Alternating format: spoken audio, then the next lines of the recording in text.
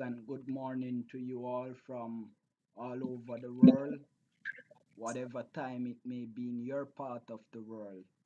Accept greetings from us here at the West Indies Cricket Development Academy. This is live discussion, West Indies Tour of Pakistan 2025.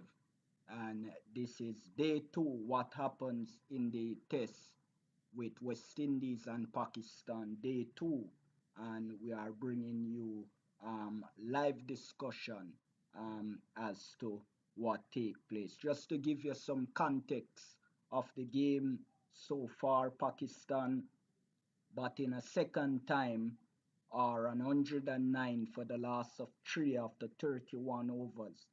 They were earlier bowled out for 230, losing their last six wickets for 80 odd runs. West Indies was asked to bat, and exactly 25 overs they batted, less than a session. They were rocketed out for an 137. Jamil Warkan, the top scorer, with an unbeaten 31 in that innings. Top scorer for Pakistan in their first innings is their captain, Shan Masood. He made 52. The pick of the bowlers for the West Indies in that innings was the impressive Jaden Seals, and also Kevin Sinclair would have played a dominant part in that first innings as well. West Indies at the moment, they are in tatters. They look out of sort, they look out of it.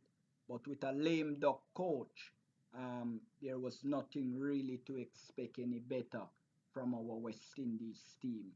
Nevertheless, we love them the same, but we must state the obvious. Our test team at the moment need a complete reset. I have along with me on panel this morning, returning for some time now, and the first time for the year is Hall of Famer John Melbourne. He's a renowned journalist in the cricketing world. We also have with us Hall of Famer Mr. Dennis Eat, who was with us yesterday, and we also have returning with us the Cricket Hall of Fame Honorary Secretary Mr. Dale Brown, and the President of Cricket Show USA, Mr. Francis, will join us in a short while. John, West Indies going to Pakistan with a lame duck coach, with a captain that was told if he's not performing this test series, he's on his way out.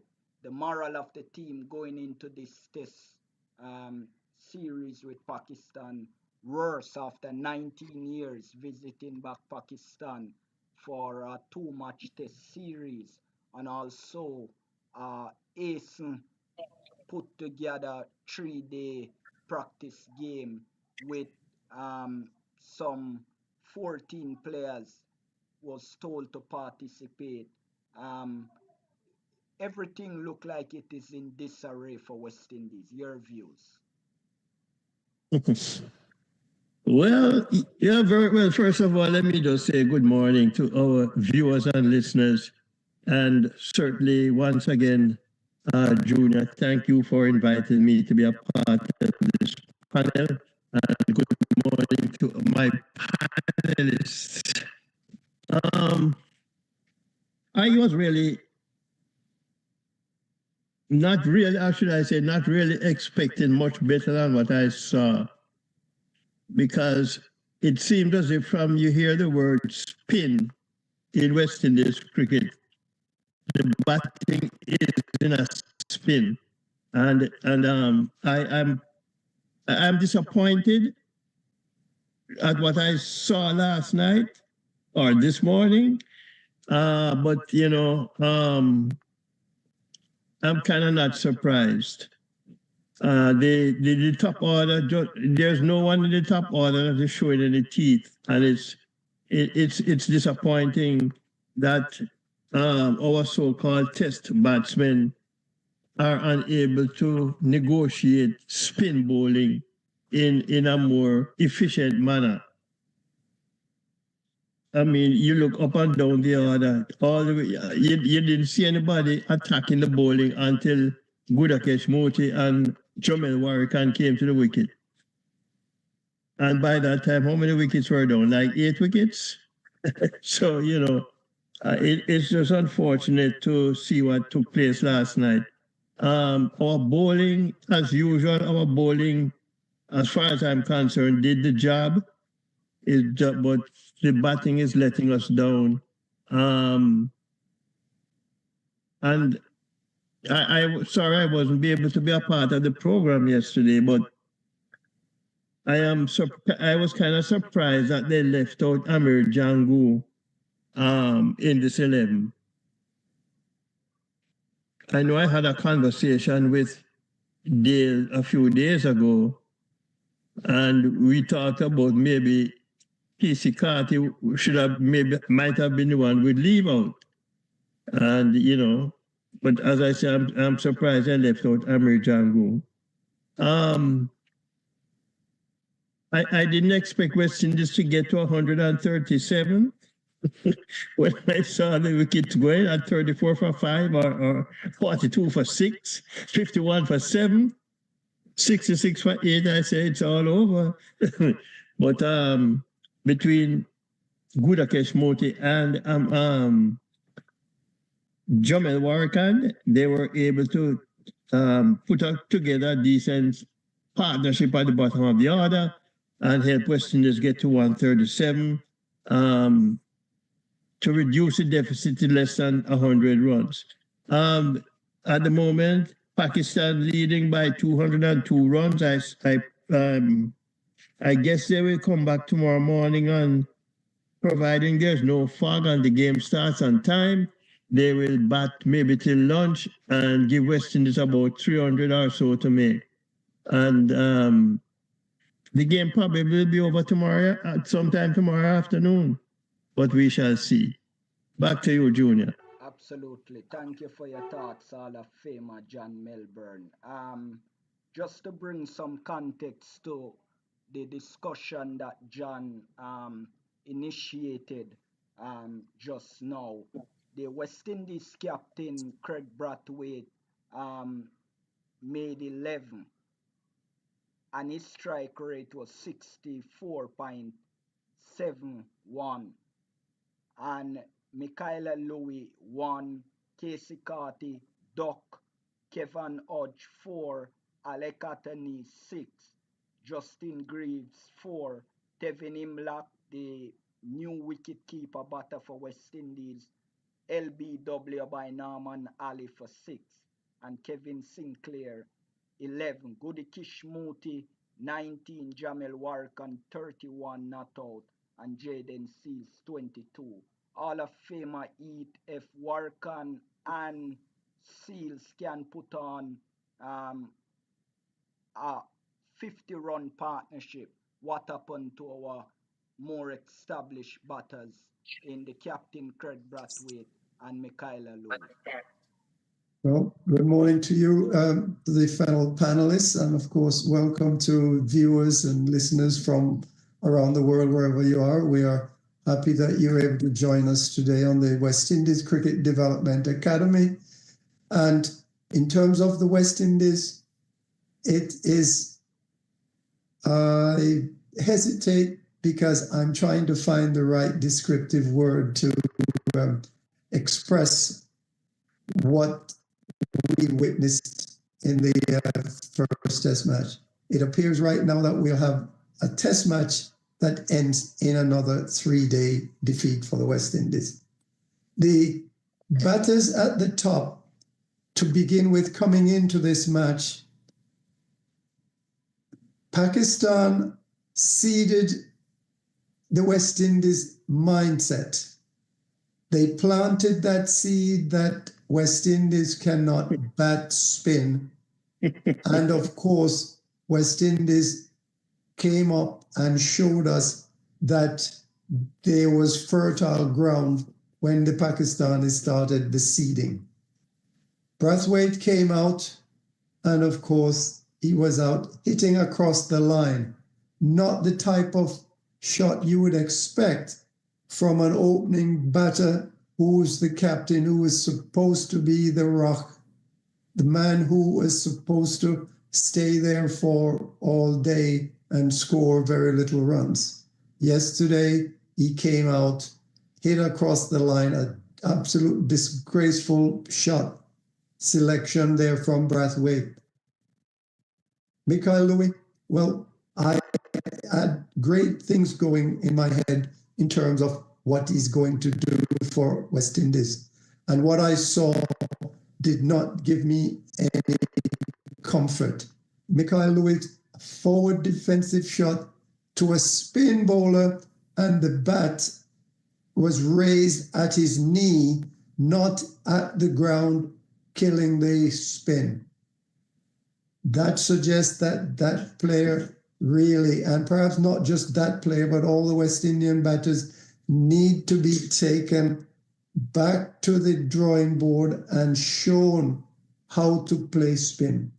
Carty was up again, pushing at a rising delivery, a delivery that was almost waist above the waist, which means to me that he could have simply left it alone. He had no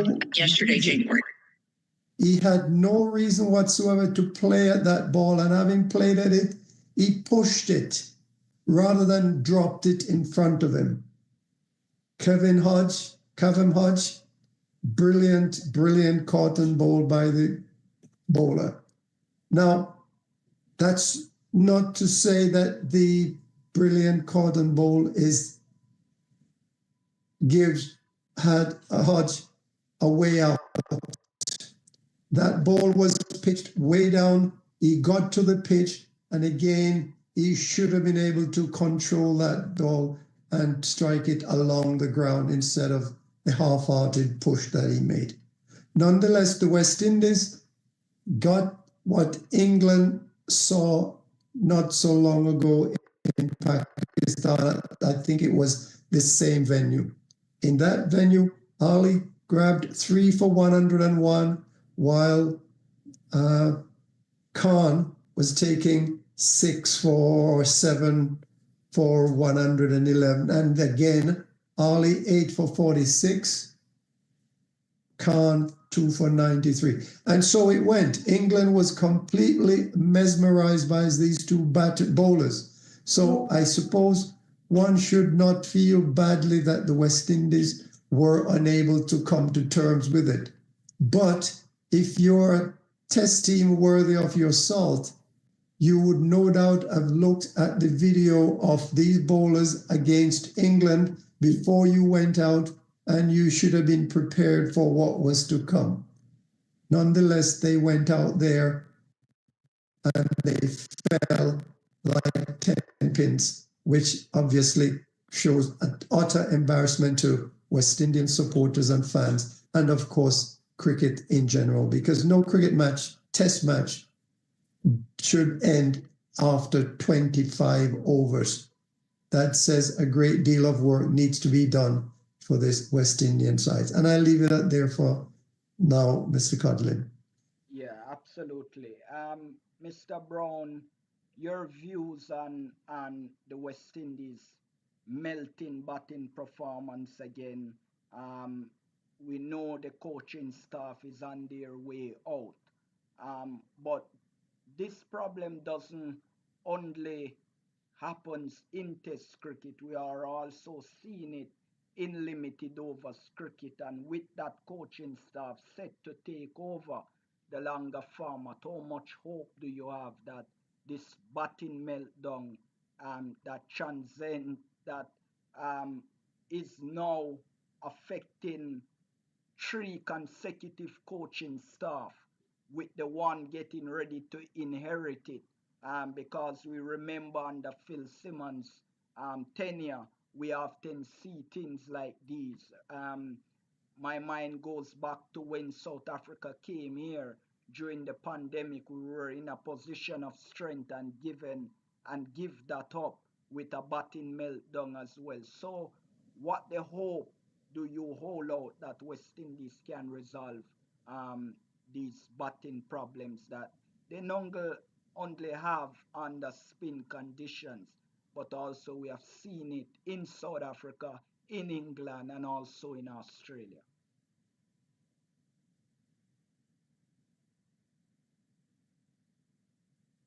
Good morning, and thank you, Mr. Codlin, and good morning to my fellow panelists, and good morning to and greetings to everyone out there in the universe. As it was mentioned before, England went to Pakistan and they crumbled to the spin bowlers. In the last two test matches, they took the two spinners accounted for 39 out of 40 wickets that fell. And in each inning, no more than three bowlers bowled. So they bowled themselves out. One of them is 38 years old, the other one is 31 years old. So especially the 38-year-old is not a young player, but he's experienced in terms of first-class cricket, and he's at home. Before I get on the West Indies, I would like to say, seeing the way the Pakistanis prepared this wicket and what is now accepted in world cricket, where they prepare pitches for bowlers for home bowlers without any reservation, for me personally, that is disappointing.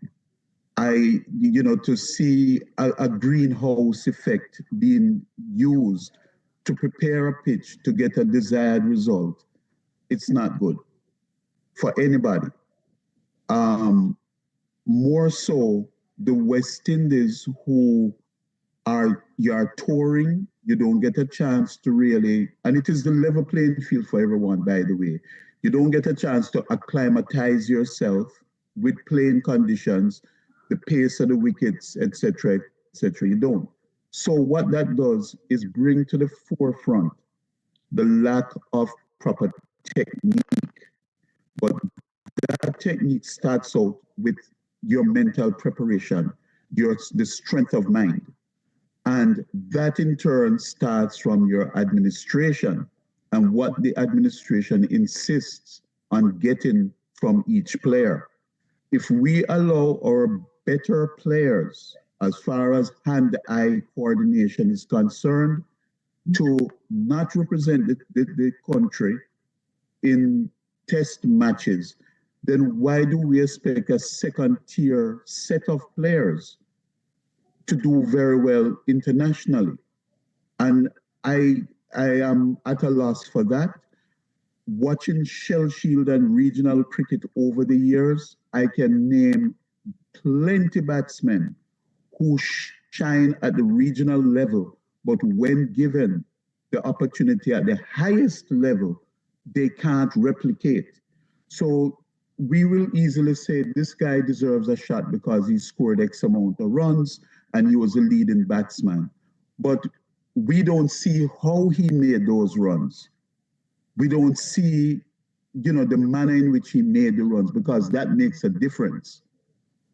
And as I say, I can name plenty persons. You have, for example, an Easton McMorris from Jamaica was the most successful Shell Shield batsman during his time. But at test level, didn't pan out. Maurice Foster, Peter Lashley, Robin Binogue, and I can name them all coming down the pipe. It is not a guarantee that you're going to make runs. And I will not forget Sir Clive Lloyd, who said this: I am not interested in talent because they are all talented. What I'm interested in is mental toughness. I want people who are mentally tough. And as Mr. Heath pointed out, if you keep telling me that I can't bat spin, and I listen to you and keep it in my mind, then I will not bat spin.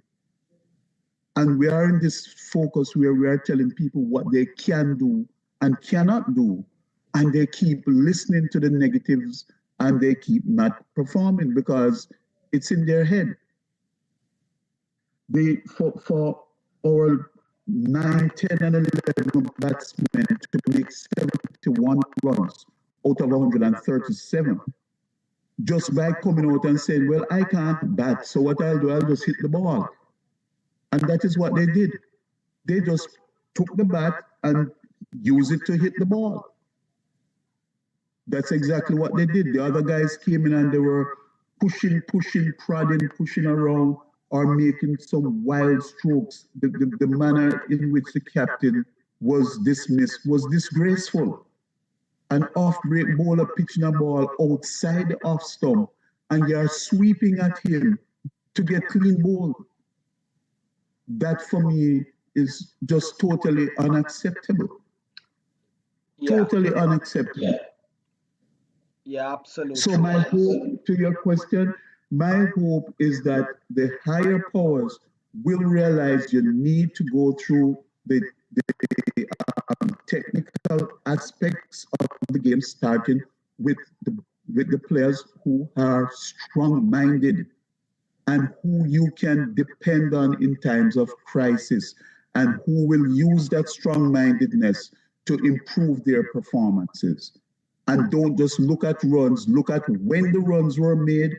Was the team in a crisis? Was it just the first innings of a game? Did they come in with the score at 300 for 4 and then they made a century? Look at those things. See who can build innings and bat for long periods. Yeah. Because we have the weakest batting unit in world cricket at present. There's no doubt about that. Thank you for your thoughts, Mr. Brown. In the comments here, I'm going to show it to the president of Cricket Show USA, Mr. Francis, who have joined us. Brian Paul say here, no more question, just answer. Just looking at the entire display of batting, can't find words to describe it. I suspect the second innings will be worse. No excuse. Mr. Francis Hall of Famer, do you think that we batting early tomorrow morning will be worse than what we have seen in the first innings?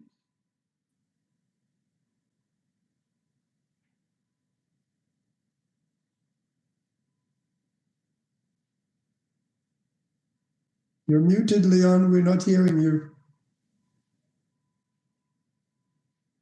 We'll just show some scenes until he's.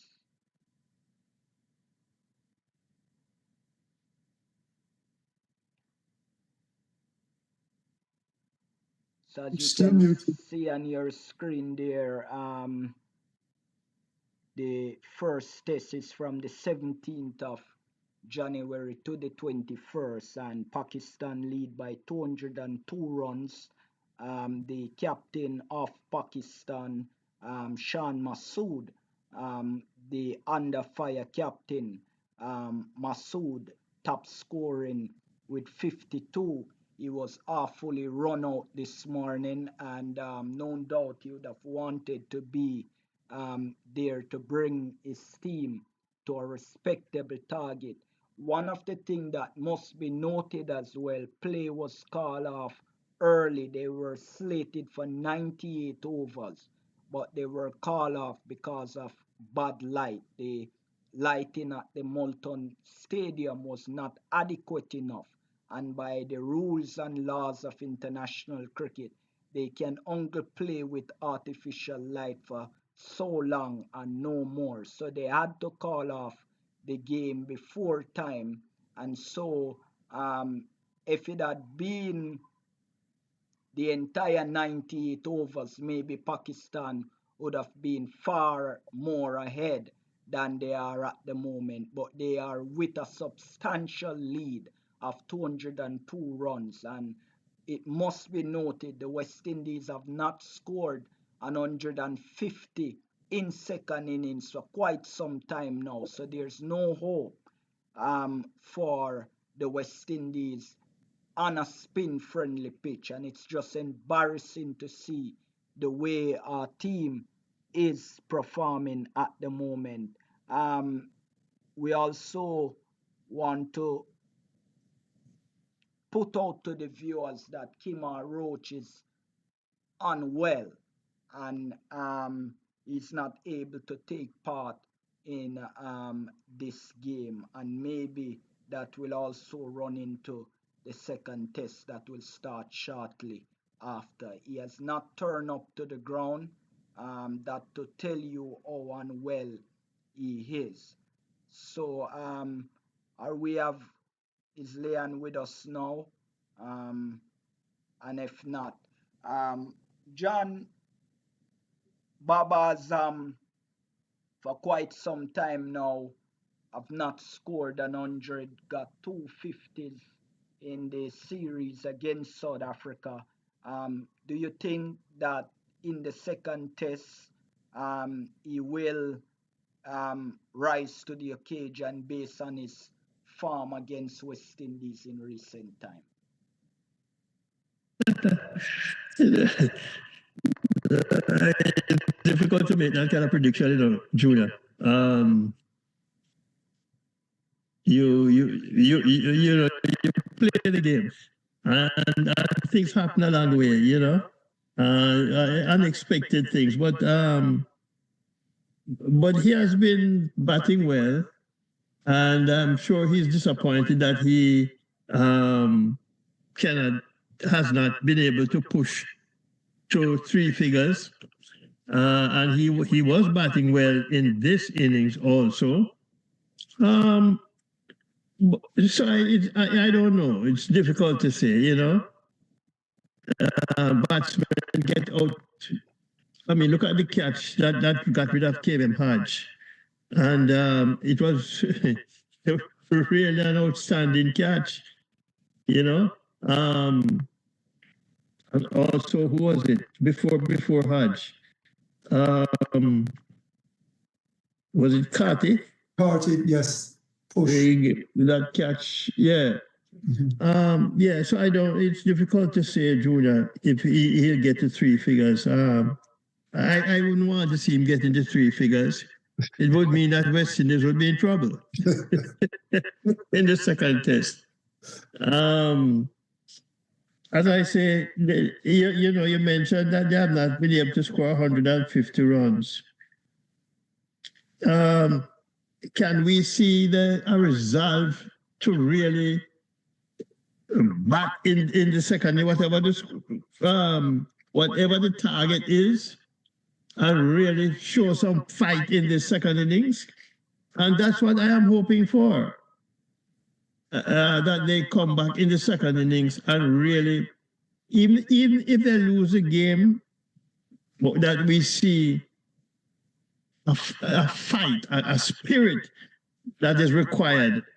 That spirit that you see when you take a wicket and then jump and celebrate, I want to see that spirit in the batting. And hopefully we will get whatever the runs are that are required in that second innings. Yeah. Is Mr. Francis now with us? He is, but is muted on one end, and we're not hearing his. Unless his mic is turned down. Need to turn up the mic. Yeah. Yeah, no, he's having some issues with the mic. Yeah. Anyway, yeah, as I look on it, our bowling, despite missing Shamar Joseph and Azari Joseph, Pakistan intention batting, winning the toss and batting first was really to set a massive target and just bat one time and have us batting both of the time and get rid of us. But the bowling, despite losing so many of those that helped to make it what it is, held its own. How surprised were you that they were able to restrict Pakistan for 230, noting that they have taken the last 6 wickets for 80-odd runs this morning?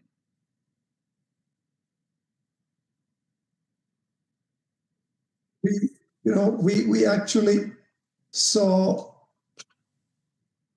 something that is most unremarkable where West Indies cricket is concerned. And the fact that they were able to restrict Pakistan to 80 odd in that tail end of that innings suggests that it was less than, it was more to do with the players than it was with our bowling. In other words, I thought their players got themselves out more than, I mean, we saw someone, I think it was Rizwan.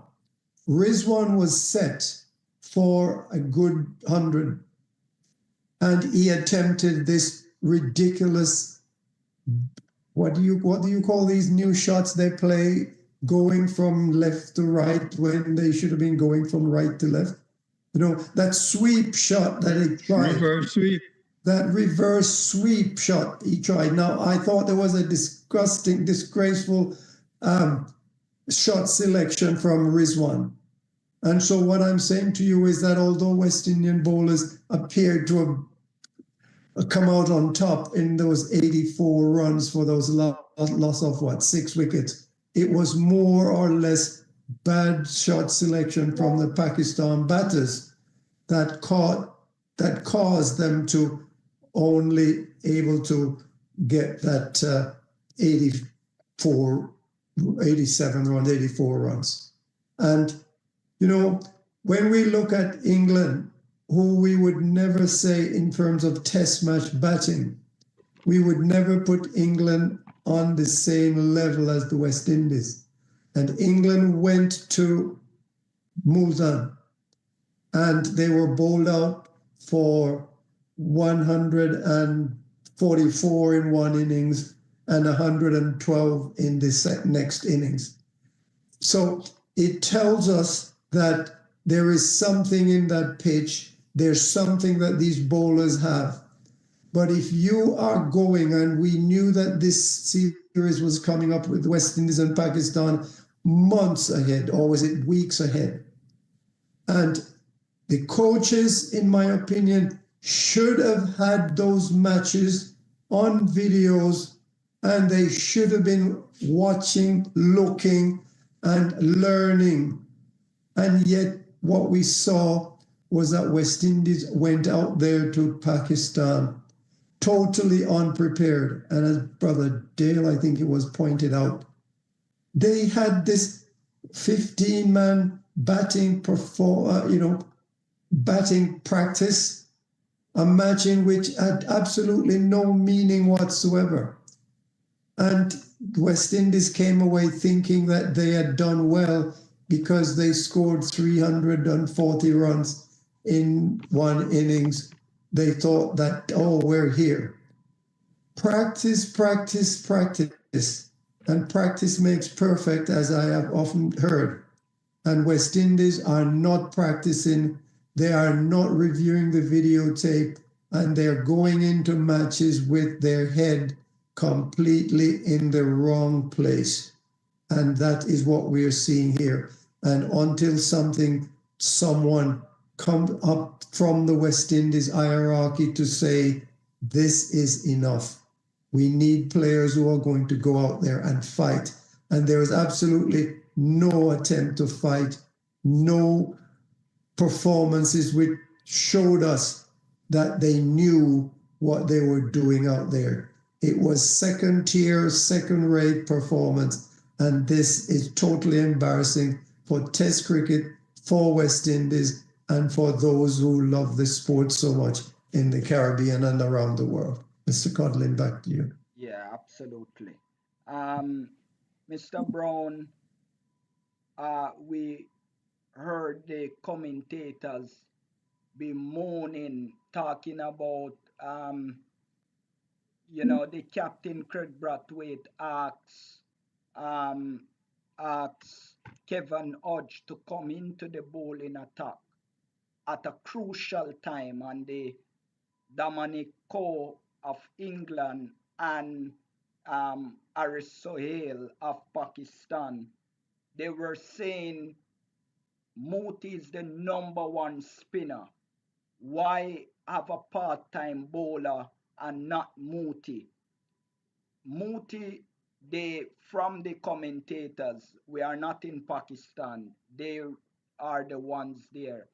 They are saying that Mooti was dejected and looked out of sort, and the captain should be the one to motivate him because when he took the ball in the first innings, opening the bowling, he bowled absolutely well. So what is happening now? Why isn't he bowling, and why are they using a part timer over the specialist spinner in Gudikish Mooti? Do you think what's also affecting West Indies is a leadership deficit and that we should move on from Kirk Brathwaite? Yes, thank you, Mr. Codlin. Definitely, as I said before, for anyone to captain a losing team is a very, very tough task, and it will affect their performances and can affect their performances. Even the great Brian Lara relinquished the captaincy to focus on his own game because he couldn't, for whatever reason, couldn't take it anymore. And if they are afraid of dropping Brathwaite for whatever reason or relieving him of his captaincy, I think for the betterment of himself, he should relinquish it because you can see that his mind, and I don't know what their backroom planning is all about, but for example, yesterday when we had Pakistan in a tizzy, what he did instead of bringing on Warrikan, the recognized spin bowler, when he was giving Seals a break, he took the pressure off by tossing the ball to Greaves. And Greaves, I think, bowled three overs, which helped to ease that pressure off of Pakistan because he's not a bowler of that quality to trouble top class batsmen consistently. He can get a wicket here and there, but he's not top class bowler.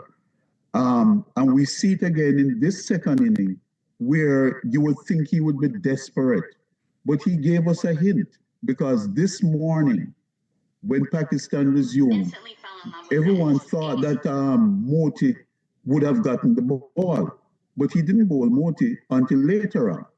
And then we came back now, he gave him a short spell this morning as opposed to the long spell from yesterday. So we know things change and the dynamics change. Well, I think there were mixed signals, which shows that the dressing room is not in alignment.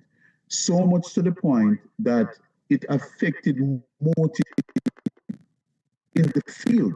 Because if you were watching the game, you would see that Moti had at least one or two missed fields. One of them, the ball went through his hands, his legs, went through everything on the way to the boundary, and it wasn't hit hard.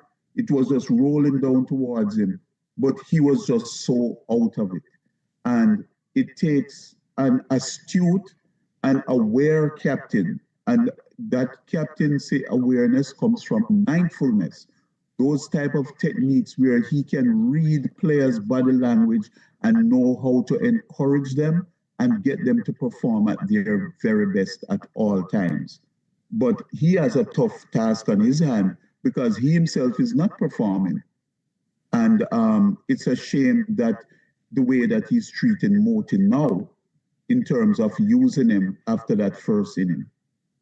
Yeah, how can an unmotivated motivate an unmotivated? It's not possible at all.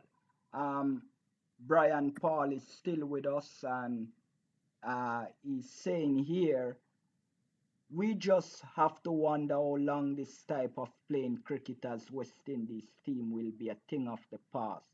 Everyone is looking for their next big payday. Can't fault them all, then must eat. And in his last comment here, he said everything is upside down. Everything is inside out. Our guys, by their body language, look scared and look like goat deer caught up in a headlight. I agree with the panel. So, Mr. Paul, that is with us since we start agree with us. And he also agrees with you as well, Mr. Brown. Exactly, the captain is sinking with the team mentally out of sorts. So there's consensus as to the captaincy of Craig Brathwaite. Your final comments, Mr. John Melbourne, on what is the expectation? We will lose tomorrow, but how much of a fight do you expect and want to see this West Indies team put out tomorrow? Remembering that we have Australia next in Test cricket, and there might be an entire um, wholesale change. What can Justin Greaves do to keep his place? What can the captain himself do to be even considered for the series against Australia? Thanks once again, Junior. Just want to make a couple of comments before I address that issue. And yes, you talk about yesterday morning and how Moti was used. It's interesting that when they came back yesterday, Brathwaite didn't bowl Moti until Pakistan lost 9 wickets. And that I found that interesting. And even the commentators were wondering why Moti wasn't bowling. Kevin Imlach looked pretty good behind the stumps. Very active, very busy, you know. And it was good to see the wicketkeeper being so active behind the stumps. And, he was 4 or 5 catches he took behind the stumps last night, or in the first innings. We didn't mention Kevin Sinclair. I think he bowled pretty well, but guilty of, I don't know why he was overstepping so often. He has to fix that one. And I guess we'll see, I don't know if we'll see Moti coming back into the attack tomorrow morning to try and get rid of Pakistan quickly. But we'll have to wait and see. As I said previously, I am hoping that we'll see the fight in our second innings. Even if we lose the game, but some of the players have to stand up and bat. Give me a good 50, which might not be adequate, but show me something.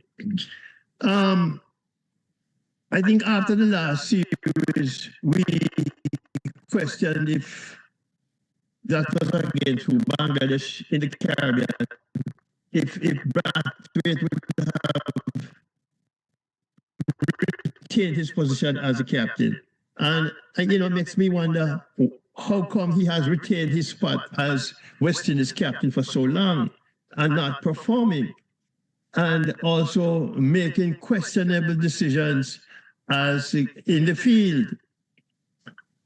But then the question is, then who would we ask to captain the team? When Darren Sammy takes over in April, will we be surprised by who is named, or if a new captain is named? And who would that person be? Could it be a Brandon King? Could it be one of his white ball cricketers that he decides to bring in as captain? But we'll have to wait and see. But, captaining a team, especially this West Indies team, we can go back in our history and point out the good captains, which probably you count on one hand. And we have had several captains of the West Indies team. It just seems as if some people, and it could be a mindset, are not able to handle captaincy and strategy on the field. as you would expect, no matter how good a cricketer they might be. But we just have to see, against Australia, who the captain will be. And against Australia, I don't think we're going to see the spin heavy squad that we are seeing in Bangladesh, or rather in Pakistan. And hopefully Shamar Joseph will be fit to come back. And of course, Azar Joseph will be probably be back in the squad. But we'll see again, who the captain will be. At some time ago, I said maybe Joshua De Silva, but I think he's on his way out now. Absolutely. So he's out, but guys, who can you tab right now to be the next West Indies captain? And I leave it right there. Well, to be very frank and honest, Shea Hope has not done badly at all in his execution of his duty as captain in the ODI team. He's still rocked up hundreds and his average is still way above 50 in that form of the game. And there are some talk here in the Caribbean that he will be asked to captain the future test team, but Brandon King also is in that mix. So,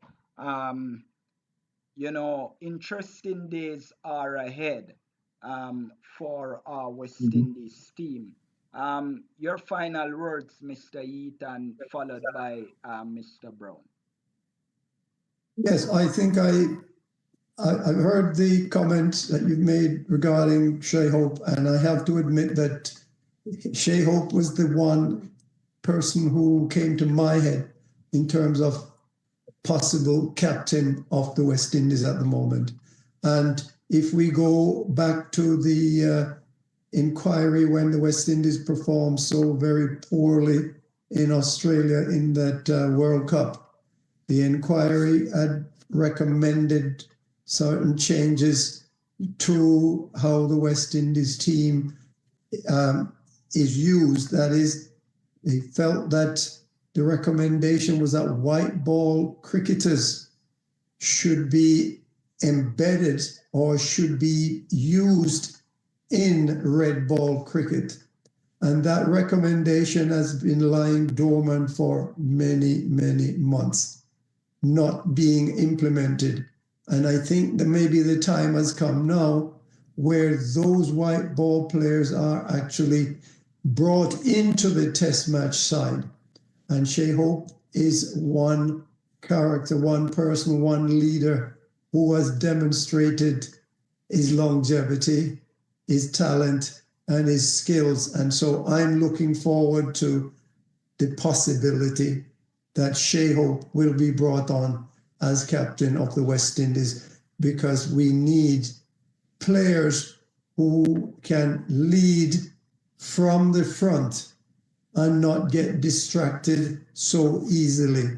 So that's my thinking, and I'm hoping and looking forward. Maybe the West Indies can grow some backbone overnight and come out and, maybe take this match to Pakistan. I mean, they will have the time, because as it looks now, Pakistan will probably bat until the end of the day. In the third day, there's still another 2 days to go. So West Indies does not have to go out there and swish. They have time to play themselves in and score runs. That's it from me. Back to you, Mr. Cudley. Yeah, Mr. Brown. Yes, thanks again. In terms of, I am just hoping that tomorrow West Indies players will show fight. Yes. That's the main thing. Show some fight. Let me see that you are fighting. And just go out and bat and give the best that you can. I know you're doing the best you can, but the determination, the resiliency, and all those wonderful things, you have to show them, because don't come in front of the camera and speak about them. And then when you get the chance, you don't do it. And I see you scratching your head and getting frustrated out on the field. I just want to mention something quickly, Mr.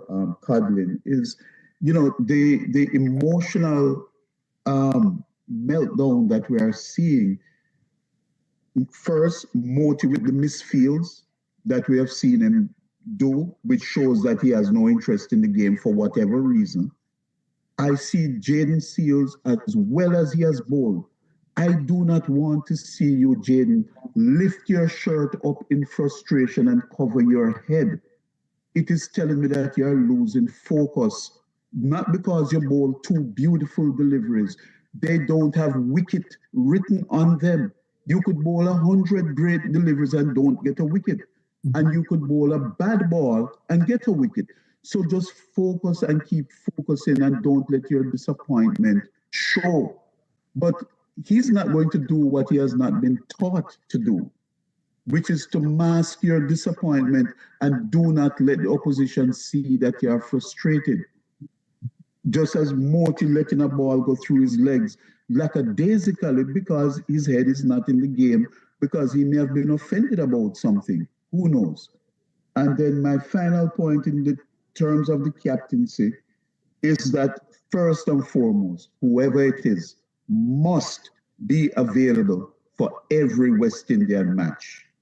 And if you're going to hand the captaincy to someone only to be told that he's taking a rest from this series, or he's going over to Pakistan or India to play some games, so we have to let him eat a food and make some money, and we're going to give somebody else the captaincy in the meantime until he comes back, then don't give it to him. Give it to someone who is dedicated to West Indies and West Indies cricket only, not just to franchise cricket. Because when those franchises no longer available to us, guess what they're going to do? They're going to come straight back home and try to take over whatever else is there. So whomever it is, whether it's a Hope or whomever, must be committed to West Indies cricket and do not pick and choose when you are going to play or when you are going to be available for selection. Yeah, thank you for your thoughts, panelists, Mr. Brown, Mr. John, and Mr. Heath. Unfortunately, Mr. Francis could not have contributed. Um, West Indies, there are talks about um, the coach being a lame duck coach, the captain being a lame duck captain. If we remember back in 2004 when the West Indies was about to have their first overseas Australian coach in in Bennett from Australia. Um, the news of him taking over came right in time of the when the team was to leave out to England for the Champions Trophy. Gus Logie was the coach, and Gus Logie was undermined in the middle of a battle, and he went to England and they won the Champions Trophy, but he came back and was out of a job. And the Australian took over. We had Dyson after Otis, and the list goes on. And so, what I'm saying is that Gus Logie can say, I have left West Indies as being a championship winning team. And we can't say um, why the team is performing so poorly is because the coaching staff has been shot in the foot before the battle. It should have been a motivation of the coaching staff to say, um, I'm going to do everything in my power as a coach to make sure this team perform above par and go out with something to smile about and to say on my resume, despite of them firing me, I have left them as a better test team.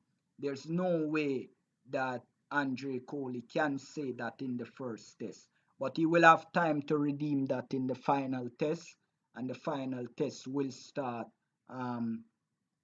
early next week. We note that this test match will finish tomorrow, but we will be back on Monday to bring you the final analysis of the first test match and also look forward to the second test match. Thank all the viewers that joined us this morning.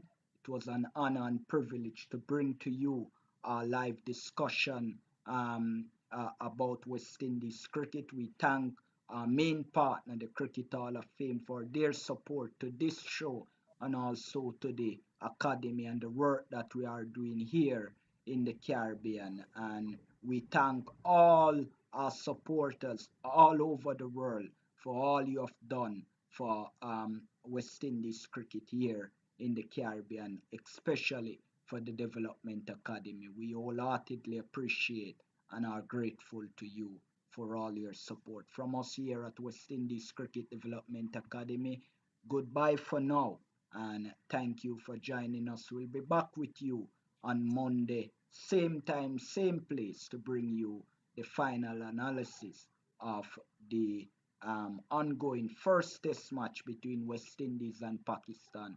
West Indies in Pakistan 2025 are under tremendous pressure in the first test match, but we do hope and pray that some result can be shown tomorrow and we can come back on Monday and speak good things of our team. From all of us, good night, good morning, good evening, and last of all, goodbye and thank you for joining us.